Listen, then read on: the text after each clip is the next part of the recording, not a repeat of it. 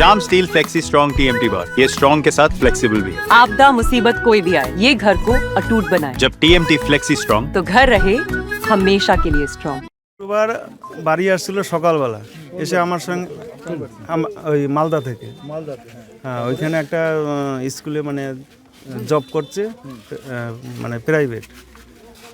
ওইখান থেকে বাড়ি আসলো, ওরা একটা পরীক্ষা টিচার ছিল। হ্যাঁ এখানে ওরা একটা ছিল মানে চাকরির একটা ফর্ম আসছিল পরীক্ষা দেওয়ার জন্য বোলপুর।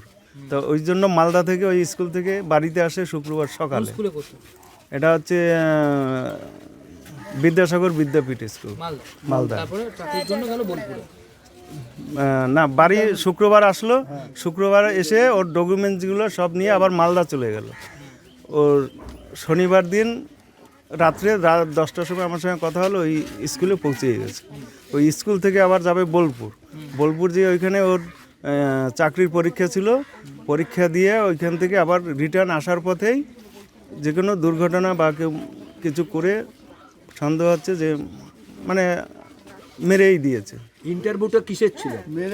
ইন্টারভিউ দিয়েছিল মাস্টারি চাকরির জন্য, মানে আরও উপরে মানে সরকারি চাকরির জন্য। এটার জন্য একটা চিঠিও আসছিল বাড়িতে পোস্ট অফিস থেকে। সন্দেহ হচ্ছে কেন? সন্দেহ হচ্ছে ওর যা মানে জিভ বেরিয়েছিল, চোখ দুটো উল্টিয়েছিল, মাথা মানে গলাটা ভাঁজ করা ছিল। গলায় কি কোনো আঘাতের চিহ্ন? গলায় আঘাতে কি মানে একটু কালো স্পটের মতন দেখা যাচ্ছিল। এখন ওখানে যে পুলিশ অফিসার উনি বলল যে পোস্টমর্টমের রিপোর্ট ছাড়া আমরা এটা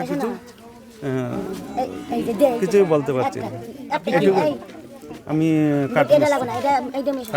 ওর কে হন? বাবা। আমরা চাই যাতে মানে এটাকে তদন্ত করে ভালো করে কঠোর শাস্তি হোক যে করেছে। আমার ছেলে এত মানে ব্রিলিয়ান্ট ছাত্র, এটা আপনার এই রামকৃষ্ণ মিশনে আমি মহারাজের সঙ্গে এইমাত্র কথা বলে আসলাম। তারাও মানে দুঃখ প্রকাশ করছে, এখন আসতে চাইছিল। তা বললো যে আমি বললাম যে আমার স্ত্রী মানে মাথার ঠিক নেই, এখন কি না কি বলবে, আপনি একটু পরে যান। বললো ঠিক আছে। আমি ফোন নাম্বার রেখে দিল যে আমরা যাই দেখে আসবো ওইখানে। আমার নাম সুভাষ মন্ডল। দেহটা দেখতে পাই বুধবার 10টার সময় আমার কাছে ফোন আসে। না এখানে আমি বেরিয়েছি যখন রোববার দিন সকালে আমি ওর ফোনে রিং করি, রিং হচ্ছিল না, মানে রিং হয়ে কেটে গেছিলো। বললো যে তো ভিলিয়ান ছাত্র, একে যারা যা করেছে যদি করে থাকে তাহলে তাকে কঠোরভাবে দেখা হবে। কে বলেছে? ওইখানে মানে পুলিশ অফিসার। বলছি আপনারা কি মনে করছেন, এটা খুন? আমরা মনে হচ্ছে খুনেই আর কি, যেভাবে পাওয়া গেছে। হ্যাঁ যেভাবে পাওয়া গেছে খুনেই।